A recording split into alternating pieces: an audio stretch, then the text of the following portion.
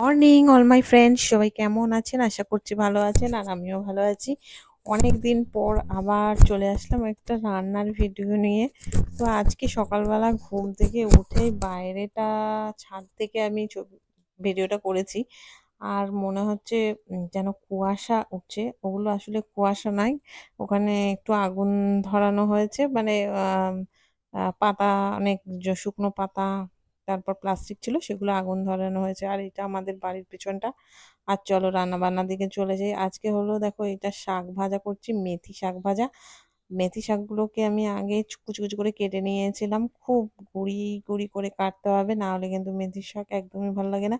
আর এইদিকে দেখো, বেগুন আমি কেটে নিয়ে আগে ভেজে নিয়েছি, বড়িটাও ভেজে তুলে রেখেছিলাম। তারপর শাকটা ভাজা ভাজা হয়ে যাওয়ার পরে বড়ি দিয়ে দিয়েছি।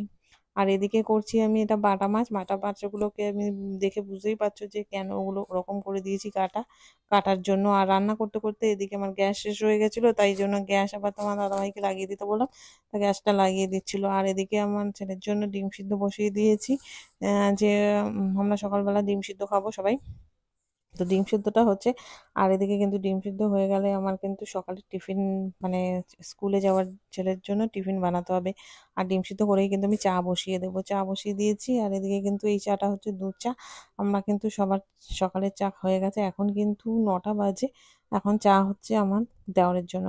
তো চাটা করে দিয়ে নিয়েই কিন্তু আমি এদিকে আবার ছেলের জন্য টিফিন বানাতে চলে যাব। ছেলের জন্য টিফিনে আজকে দেবো রুটি আর আলু ভাজা।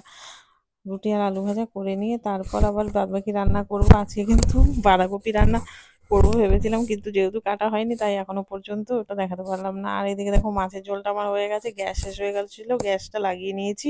আর তারপর আবার গ্যাস জ্বালিয়ে দিয়েছি। আর বাকি যেটুখানি হওয়ার ছিল সেটা সেদ্ধ হয়ে গেছে। এবার মাছের ঝোলে আমি ধনেপাতা দিয়ে নামিয়ে দেবো মাছের ঝোলটা। তো আজকে রান্না আমার এইটুখানি, আজকে বেশি কিছু রান্না করব না। আজকে দেখো শুধু মাছের ঝোল আর শাক ভাজাই রান্না হচ্ছে।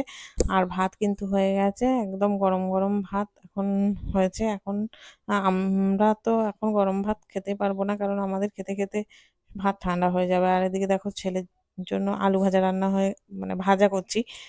আলুটাকে কুচি কুচি করে কেটে নিয়েছি আর ভালো করে ভেজে নিয়েছি। আর তেল বসিয়ে দিয়ে আমি আলুটা কাটতে বসেছিলাম বলে দেখো কড়াইটা আমার পুড়ে গেছে। তারপর আলুগুলো দিয়ে ভাজা ভাজা করে নিয়ে তারপর কিন্তু আবার রুটি করব। তো আজকে রান্না বান্না আমার এইটুখানি।